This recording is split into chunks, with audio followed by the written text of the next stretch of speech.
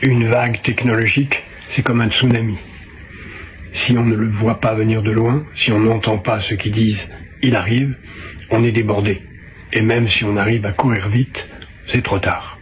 On est débordé.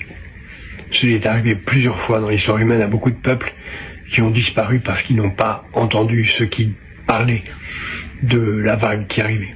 Et aujourd'hui, c'est ce qui se passe. L'intelligence artificielle est un tsunami que beaucoup avaient annoncé depuis au moins 20 ans. On voyait la vague se former, on la voyait se développer. Maintenant, elle est là. Est-ce qu'on va arriver à créer les conditions pour courir assez vite pour ne pas être submergé par elle? Ce n'est pas certain. En tout cas, c'est nécessaire et c'est encore possible. Ça devrait être une leçon pour ne pas oublier de regarder les vagues d'après qui commencent à se former et qui sont là maintenant et qui grossissent.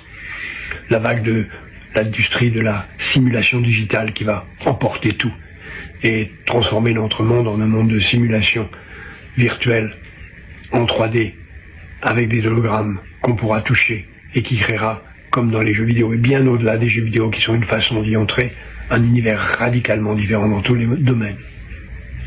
La vague du biomimétisme qui, dans la prolongation de l'artificialisation des rapports avec le vivant, va créer la possibilité, en s'inspirant de la nature, d'avoir des artefacts qui sont comme les êtres vivants et la nature.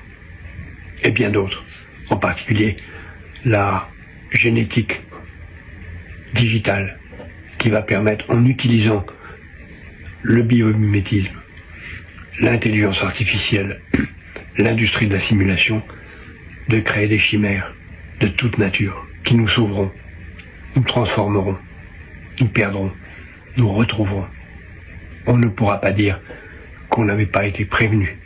Le problème, c'est que ceux qui parlent trop tôt et qui ne réussissent pas à convaincre de l'importance de ce qu'ils disent sont ensuite rattrapés par ceux qui arrivent juste au dernier moment et qui s'attribuent les mérites de ce qu'ils n'avaient pas vu venir quand il était encore temps d'agir.